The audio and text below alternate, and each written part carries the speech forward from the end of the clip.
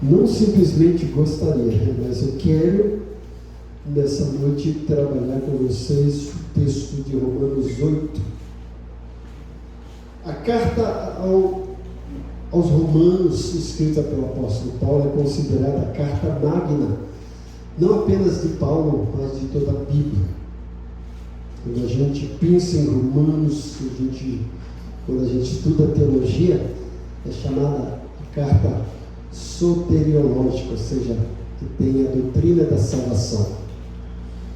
E para muitos teólogos, e até pastores, o capítulo 8 é o capítulo magno dessa carta magna. E gostaria de trabalhar com vocês o capítulo 8, mais especificamente do versículo 31 até o final. E lendo esse texto e pensando um pouco na minha conversão, eu lembro quando me converti aos 12 anos de uma igreja que só tem uma aqui na Baixada. Meus primeiros passos da fé fui lá, e depois de algum tempo eu migrei para outra igreja. E eu lembro que eu cheguei nessa igreja e comecei até a me desenvolver na fé e achando que tudo aquilo que se falava iria me edificar, e não, o conseguinte até me edificou. Mas dando uma olhada para trás, eu percebo quanta influência que não foram tão boas surgiram no início do meu ministério, mas graças a Deus eu sempre tive essa postura de ler a Bíblia, estudar a Bíblia. Mas eu lembro que nessa igreja às vezes via pessoas de fora, até as pessoas de lá mesmo, quando faziam uso do ministério da palavra, eles gostavam muito de usar o termo mensagem exortativa, né?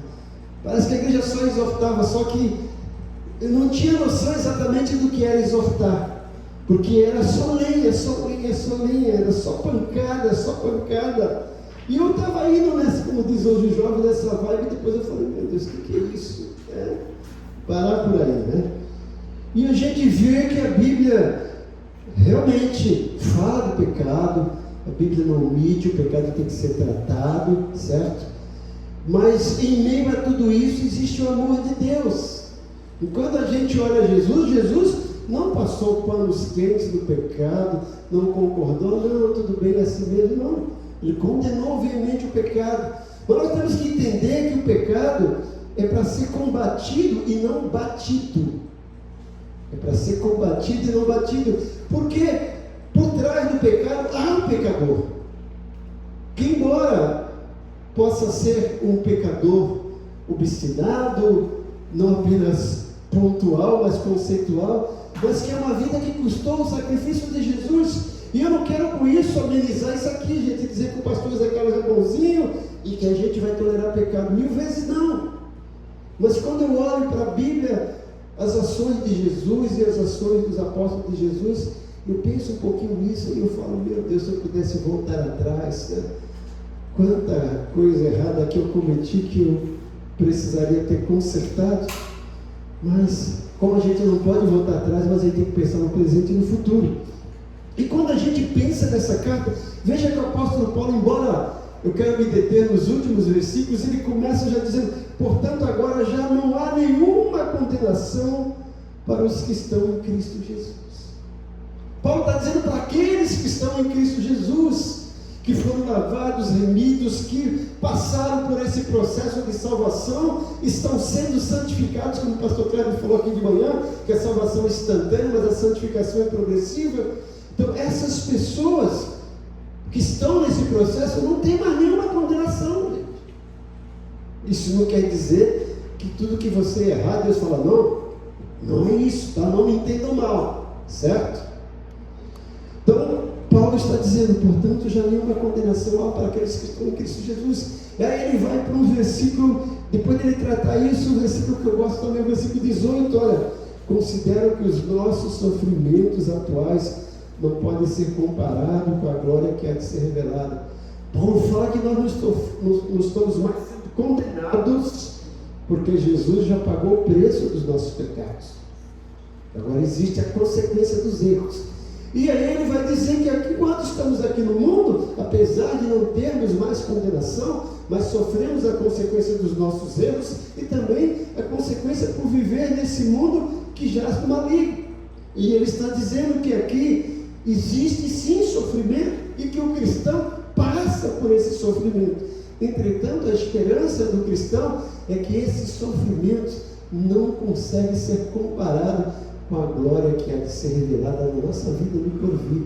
Isso para a gente é um alento, é uma esperança, isso para nós é uma motivação para não desanimarmos da caminhada.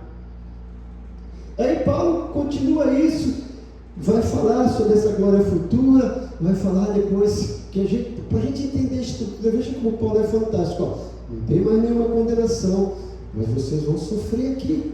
Estamos sujeitos, mas olha, esse sofrimento não é o fim, não é para você desanimar, pelo contrário, para ficar firmes, porque existe algo melhor. Aí ele fala no versículo 28, sabemos que todas as coisas cooperam para o bem daqueles que amam a Deus, daqueles que foram chamados segundo o seu propósito. E aí eu quero entrar nesse versículo 31 em diante. É o versículo 31 que a gente usava aqui nas reuniões de oração e continuamos usando, né? Que a gente gosta de falar. É isso? Qual é mesmo? Se Deus é por nós, quem será contra nós? Olha que coisa bonita, né? E eu gostaria de usar esse texto, vamos ler e trazer como título sugestivo para esse sermão, o tribunal do amor. Quando a gente pensa no tribunal, a gente pensa, vai ser julgado, vai ser condenado. Mas o tribunal do amor, quando Deus se torna nosso advogado. Romanos 8, 31 a 39, diz o seguinte: que diríamos, pois, diante dessas coisas? Se Deus é por nós, quem será contra nós? Agora, veja que maravilhoso é o versículo 32. Aquele que não poupou o seu próprio filho, mas o entregou por nós, como também não nos dará juntamente com ele, e de graça, todas as coisas? Quem fará acusação contra os escolhidos de Deus? Lembra? Nenhuma condenação há para os que estão em Cristo Jesus. Agora ele volta. Quem fará acusação contra os escolhidos de Deus? É Deus que nos justifica. Quem nos condenará? Foi Cristo Jesus que morreu, e mais, que ressuscitou e está à direita de Deus e também intercede por nós. Quem nos separará do amor de Cristo? Será tribulação, ou angústia, ou perseguição, ou fome, ou nudez, ou perigo, ou espada? Como está escrito: por amor de ti enfrentamos a morte todos os dias, somos considerados como ovelhas destinadas ao matadouro. Mas em todas essas coisas somos mais que vencedores por meio daquele que nos amou. Pois eu estou convencido de que nem morte, nem vida, nem anjos, nem demônios, nem o presente, nem o futuro, nem quaisquer poderes, nem altura, nem profundidade, nem qualquer outra coisa na criação será capaz de nos separar do amor de Deus que está em Cristo Jesus, nosso Senhor. Isso nos faz lembrar do canto que a gente canta: nada poderá nos separar. Pensando nesse texto e trazendo como esse título o tribunal do amor, quando Deus se torna o nosso advogado. Muitos aqui chegaram hoje, ou estão nos ouvindo, ou a gente conhece, sentindo-se como réus do passado, réus das vozes que dizem que você não vai conseguir, que você não vale nada, que olha, que já desistiu de tudo, todos desistiram de você. Mas eu vim aqui para ler a sentença final do juiz do universo sobre a sua vida. Nada poderá te separar do amor de Deus. E por todas essas coisas, você é mais do que vencedor naquele que nos amou. Eu costumo dizer frequentemente que o cristão não vive debaixo da lei do medo, mas sobre a graça de sermos filhos adotados de Deus por intermédio de Jesus Cristo. E nesse fechamento desse capítulo 8, que é considerado a maravilha da carta de Paulo, Paulo deixa de argumentar e passa a celebrar. Ele começa argumentando, mas ele termina celebrando. E você vai perceber que aqui ele faz uso de uma figura de linguagem que chama-se perguntas retóricas. É o método socrático. Ele faz 5 perguntas retóricas que desarmam, gente, qualquer acusação contra o eleito de Deus. Você vai ver gente dizendo, crente, eu não gosto muito de falar isso, mas crente é safado. Né? Você vê, os caras aprontam tanto, daqui a pouco ele diz que se converteu e agora é santinho. Já ouviram isso? A gente cansa de ouvir, mas não aceite isso.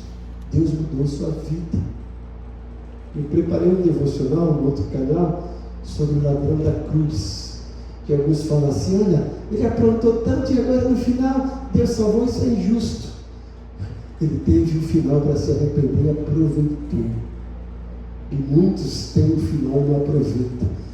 Nós temos que aproveitar o que Deus tem oferecido para a gente. Isso é graça, isso é de graça. Veja que Paulo começa no versículo 31 e 32 falando sobre a lógica da generosidade divina, gente. A despeito das acusações que sofremos, a despeito das incompreensões desse mundo, a despeito do inimigo da nossa alma, que fica sempre nos acusando, porque ele é o acusador mesmo. A despeito de tudo isso, nós somos alvos, objetos da generosidade divina, do amor de Deus.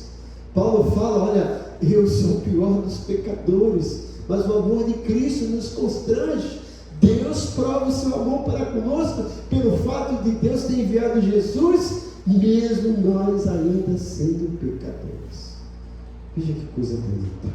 E aí nesses versículos 32, Paulo vai falar para a gente sobre essa generosidade divina, a bondade, o amor, a graça de Deus que está à nossa disposição.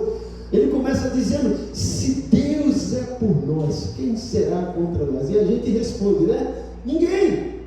Mas eu gostaria que a gente pensasse um pouquinho nessa declaração.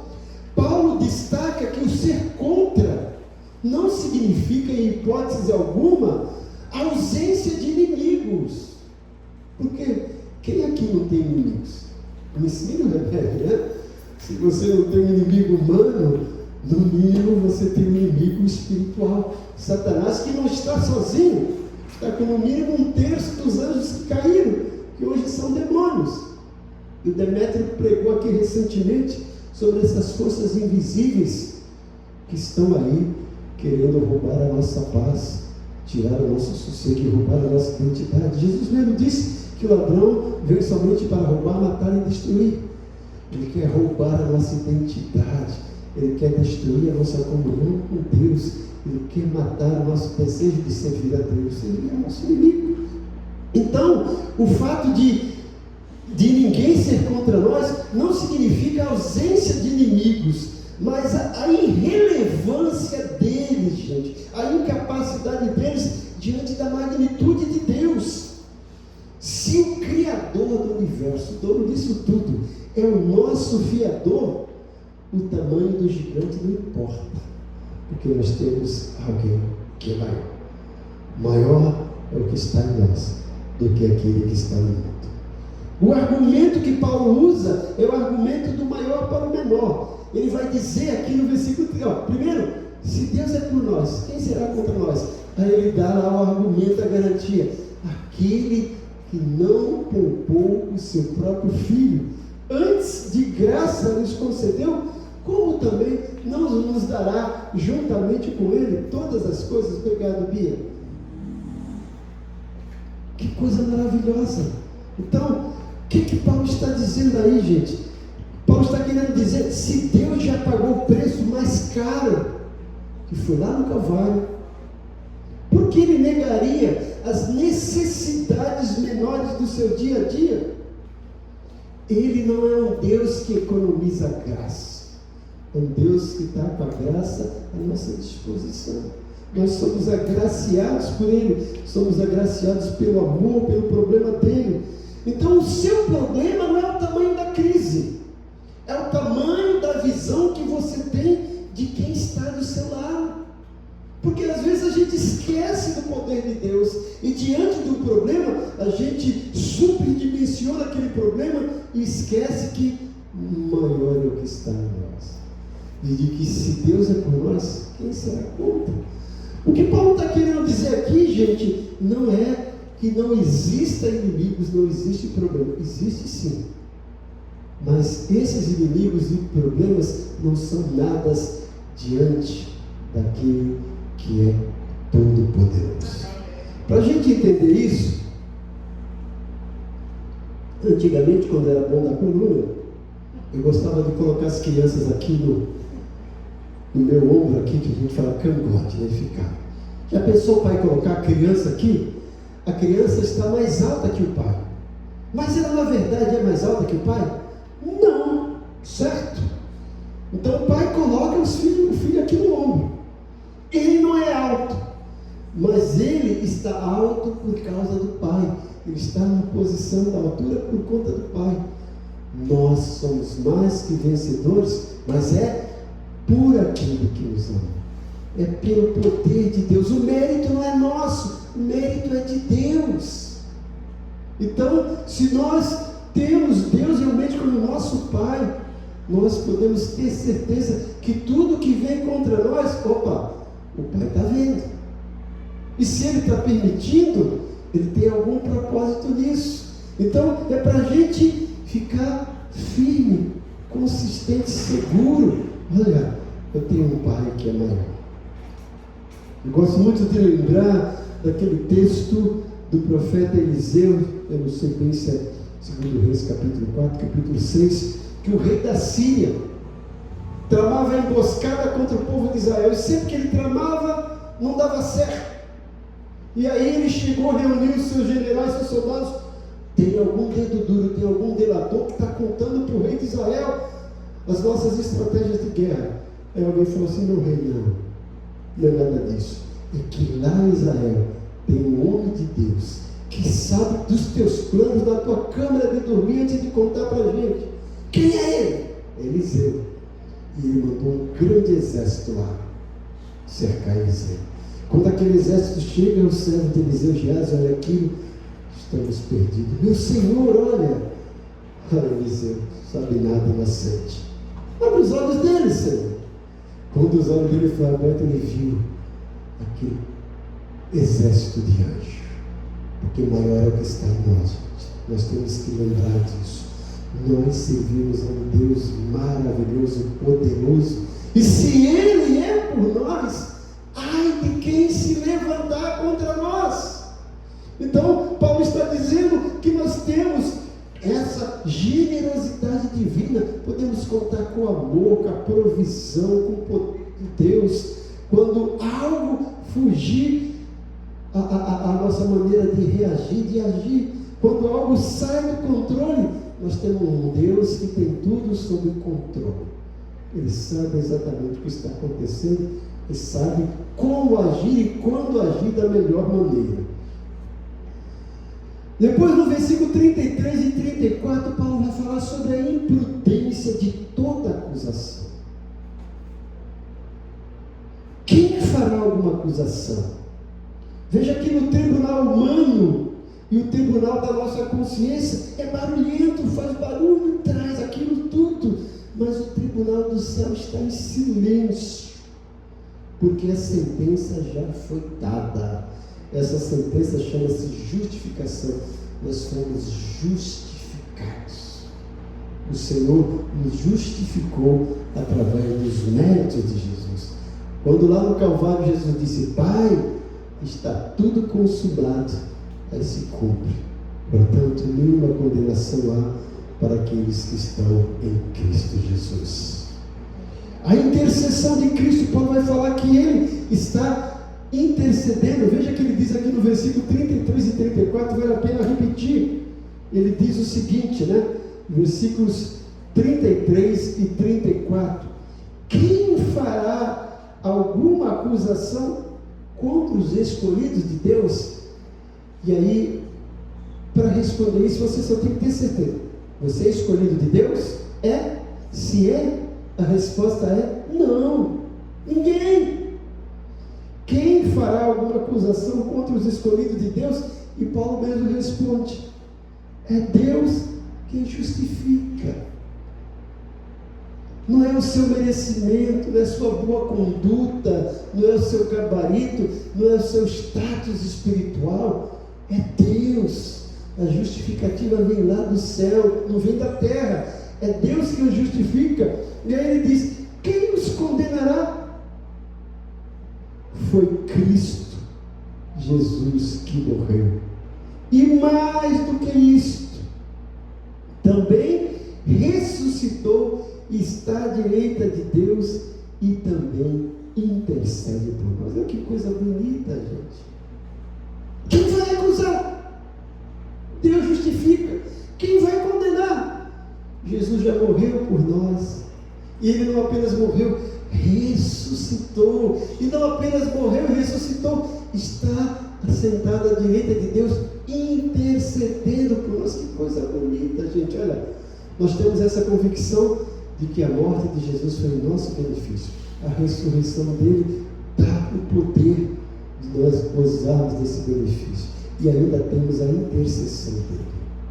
O que Paulo está querendo mostrar aqui é algo semelhante. Eu gosto do que ele diz em Romanos 3,26, porque ele é justo e justificador. O que é isso? Vou contar uma ilustração para vocês entenderem, E é ter um julgamento no tribunal, e o juiz se senta lá para julgar com a sua toga, e apresenta-se lá o promotor de justiça, o advogado, e o réu senta lá, e o julgamento está em plena sessão. Apresentam-se as testemunhas, e depois apresenta as argumentações tanto do promotor de justiça, da promotoria, quanto do advogado de defesa. Depois o juiz manda lá o júri se retirar para trazer a sentença, e quando o júri volta com a sentença, o juiz lê a sentença diante do povo, e ele diz: olha, de acordo com tudo que foi ouvido, a decisão do júri foi unânime, e eu, como juiz, preciso aplicar essa medida. O júri decidiu que o réu é condenado e precisa cumprir essa sentença, e eu, como juiz, o sentencio. Aí ele tira a toga de justiça, vai até o banco do réu, senta do lado e fala assim: eu sou juiz, mas também sou pai. Ele é meu filho, e embora ele seja réu, eu, como pai, não posso permitir que ele cumpra a pena. Então peço que o soltem, e eu vou cumprir a pena no lugar dele, porque eu, como juiz, preciso condená-lo. Eu, como pai, preciso perdoar. Isso é graça, gente. Nós não somos merecedores de tudo aquilo que fizemos. A nossa sentença seria inferno, pecado. Mas Deus é pai, e Ele vem através do seu Filho, paga a nossa sentença, para que hoje nenhuma condenação há para aqueles que estão em Cristo Jesus. Quem que vai nos condenar? Ele já nos justificou. É isso. Quem que vai nos acusar? O Filho já morreu, o Filho ressuscitou, está sentado à direita de Deus, intercedendo por nós.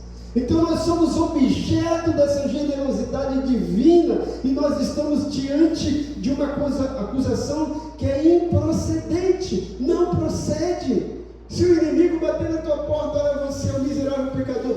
Sou o miserável pecador, lavado e remido pelo sangue de Jesus. Ele já pagou lá no Calvário todas as minhas dívidas, eu não devo mais nada. Paulo fala em Colossenses que a cédula que era contra nós foi rasgada. E o Senhor na cruz triunfou sobre todo principados e potestades. E Paulo fala, Ele nos tirou do império das trevas e nos levou para o reino do Filho do amor. Isso é graça, gente. Nós precisamos nos apropriar disso e valorizar isso. Você não é um João ninguém. Você é filho de Deus, salvo, liberto. Mas isso não te dá liberdade para pecar. Lembre-se disso, porque o pecado tem sua consequência. Jesus, Paulo está dizendo que ele está lá intercedendo. Ele não diz que ele está apenas olhando por nós e olhando para nós. Ele está à direita de Deus intercedendo. Ele é o advogado que nunca perdeu uma causa, porque ele mesmo pagou a fiança com o seu sangue. Jesus não está apenas sentado, ele está intercedendo por nós. Saiba disso. Ele está lá. Quando o inimigo vai te acusar, opa, já foi pago. Já foi pago. É isso. Quando o acusador aponta para o seu pecado, Jesus aponta para as marcas da mão dele. O processo foi arquivado por falta de provas, pois o sangue de Cristo apagou todas as evidências. Só o sangue. No versículo 35 a 37, Paulo vai mostrar que o amor sobrevive a esse caos, esse mundo acusador, pecaminoso. Você vai ver que Paulo fala aqui, ele vai mostrar aqui 7 ameaças. Ele diz do 35 ao 37, acompanha comigo. 35. Quem nos separará do amor de Cristo? Primeiro, quem nos condenará, quem nos acusará? Ninguém. Agora, quem vai nos separar? Veja o argumento, gente. Quem vai acusar, quem vai condenar? Ninguém. Deus já justificou, Jesus já pagou o preço. Agora, quem vai nos separar? E agora Paulo vai colocar 7 ameaças que porventura poderiam nos separar. Porventura. Não é que vai nos separar. Quem nos separará do amor de Cristo? Será tribulação? Ou angústia? Ou perseguição? Ou fome? Ou nudez? Ou perigo? Ou espada? Como está escrito, por amor de ti fomos entregues à morte todos os dias. Somos considerados como ovelhas destinadas ao matador. Mas no meio de tudo isso, quando a gente fala assim, mas em todas essas coisas a gente esquece. Em todas essas coisas quais? Fome, nudez, perigo, espada. Em todas essas coisas somos mais que vencedores por aquele que nos amou. Que coisa bonita, né, gente? Então Paulo mostra aqui essas 7 ameaças que porventura poderiam nos separar do amor de Deus, mas infelizmente tem muitos crentes que sucumbem diante dessas ameaças e esquece que foi justificado, que foi salvo e que está em processo de santificação. Esquece que ninguém mais pode te acusar, esquece que ninguém mais pode te condenar. Paulo está dizendo, quem nos separará do amor de Cristo? Essas 7 ameaças: fome, nudez, 2 coisas que o ser humano, né? Trabalho. Todo mundo quer estar bem vestido, ou no mínimo vestido, porque senão é uma vergonha, eu vitupério. E alimentado. Paulo está dizendo, não é fome, não é nudez. Mesmo que você tivesse fome, mesmo que você tivesse nu, isso não vai te separar do amor de Deus. Deus ainda vai continuar te amando. Nem fome, nem nudez, nem perigo, nem espada. Quando a gente lê, se vocês lerem Hebreus capítulo 11, a galeria da fé, eu gosto, se não me engano, no versículo 28, o autor de Hebreus fala, homens dos quais o mundo não é digno, andar errantes no deserto, sofrendo martírio, tribulação, né? Enfrentaram fornalha, olha, venceram tantas coisas, mas também padeceram. Mas tanto aqueles que foram alvos de libertação, de milagre, e os outros que morreram, estão na mesma categoria, são heróis da fé. E o autor fala, homens dos quais o mundo não é digno. Quando a gente lê esses mártires da fé, a gente fica até envergonhado com a nossa postura. Tinha uma série de livros do Justo Gonzalez, que é a história ilustrada do cristianismo, se não me engano é o bloco 4, que é a Era dos Mártires, e conta o período em que o cristão, ou os cristãos mais sofreram perseguição por parte do Império Romano, jogado às feras no matadouro, no Coliseu, mas eles morriam sorrindo, cantando, e as pessoas olhavam e falavam, olha, Deus dele realmente é um Deus maravilhoso, porque eles morrem sem negar o Deus dele, ele ainda morre cantando, sorrindo, com aquela alegria, com aquele semblante. E foi o período que a igreja mais cresceu. E o autor disse que o sangue que corria nas arenas era uma semente para novos crentes que nasciam. Perigo, espada. Então Paulo está listando o pior da experiência humana. Mais uma vez, fome, nudez, não é isso? Perigo, espada. E depois vai listar mais algumas coisas. Nem anjo, nem principado. Olha aí, gente. Nada disso pode nos separar. Porque o tribunal de Deus não é um tribunal injusto. Enquanto nós estamos aí vivendo essas questões do Supremo Tribunal Federal, nós temos que lembrar que nós participamos do Supremo Tribunal do Universo. E nós temos um justo juiz lá, certo? É um tribunal do amor. Paulo fala que no meio de tudo isso nós não somos apenas vencedores, somos mais do que vencedores, né? Quem ganha a luta é o vencedor, mas aquele que é mais do que vencedor não apenas ganha a luta, ganha sem precisar lutar, pois a vitória já foi conquistada por outro, o Senhor Jesus. Tem um canto que diz, tudo que Jesus conquistou na cruz é direito nosso, é nosso herança. Ele já conquistou na cruz. O amor de Cristo não é um sentimento volúvel, é uma âncora inquebrável, que garante, que sustenta, que nos dá confiança e segurança no meio de todas as turbulências da vida.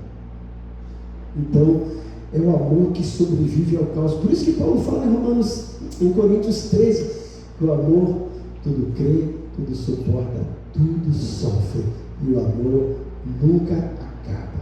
Esse amor de Deus. E aí Paulo finaliza esse bloco nos versículos 38 a 39, dando uma convicção, mas ele fala, porque eu estou bem certo, ele está convencido. Olha o que diz o versículo 38 e 39, né?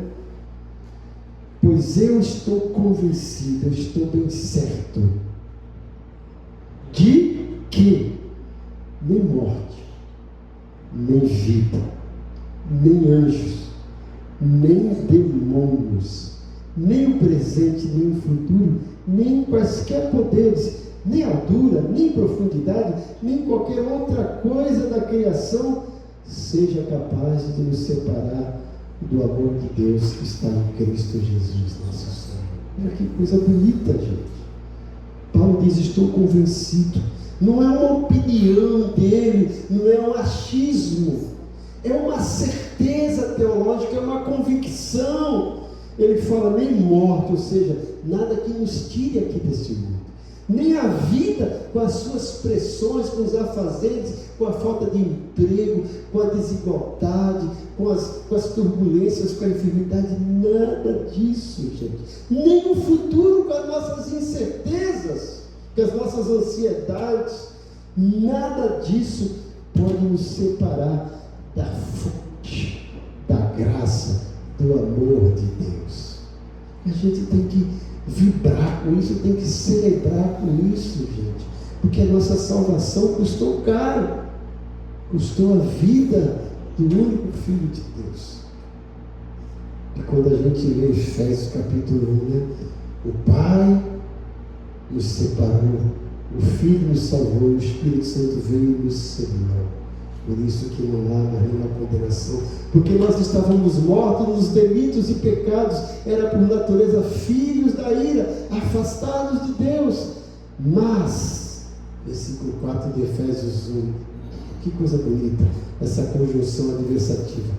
Mas Deus, por seu amor, por sua graça e misericórdia em Cristo, nos deu vida, nos ressuscitou juntamente com Ele, fez mais ainda, nos fez assentar nos lugares celestiais em Cristo Jesus. E por isso que Paulo chega em Romanos 8: nenhuma condenação há para aqueles que estão em Cristo Jesus. Quem nos acusará? Ele já justificou. Quem nos condenará?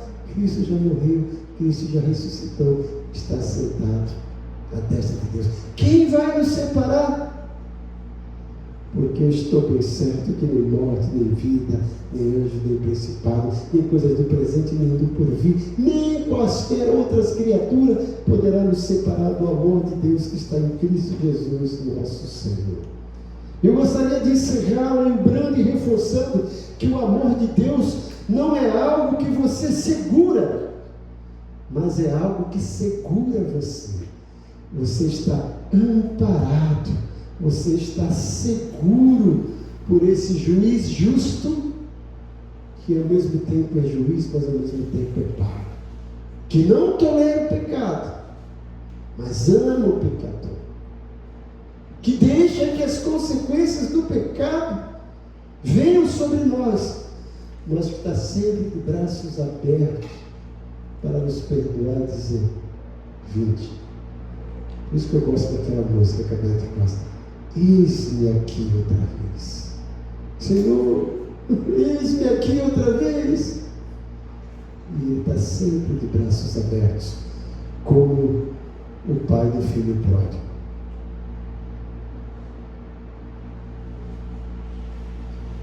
Porque o tribunal de Deus é o tribunal do amor. Ele ao mesmo tempo é nosso juiz, é o nosso advogado e é o nosso pai.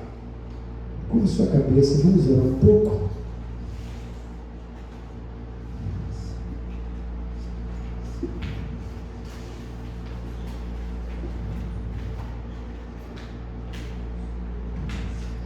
Pai bondoso, Pai querido, nos ajuda a assimilar isso que foi ministrado nessa noite. Que não sejam apenas palavras que toquem os nossos ouvidos, o nosso coração, mas principalmente a nossa mente, para que a gente reflita e, após essa reflexão, a gente pratique isso. Viver como filho de Deus, viver, como Paulo disse, como luzeiros nesse mundo obscuro, resplandecendo como filhos de Deus. Nos ajuda a valorizar o teu amor, o sacrifício de Jesus, que nos dá condições de dizer que nenhuma condenação há para nós que estamos em Ti, Senhor. Nos ajuda a vencer todas as incertezas, Senhor, todas as dúvidas, todas as queixas e todas as pressões desse mundo, desse presente, e vencer tudo isso como filhos obedientes, como filhos amados. Que o Teu Santo Espírito trabalhe nas nossas mentes e corações para a gente assimilar essa verdade e viver na prática dia a dia, que somos filhos amados, filhos queridos, filhos perdoados. Faz isso, Pai, nós te pedimos. E se nessa noite aqui ainda existe alguém que se sente acusado, que o Senhor continue ministrando aos corações, para que eles tenham certeza disso, que foram comprados e lavados, e que por todas essas coisas nós somos mais do que vencedores por aquele que nos amou. Muito obrigado, em nome de Jesus. Amém. Vamos ficar de pé mais uma vez para a gente louvar a Deus com mais os cânticos.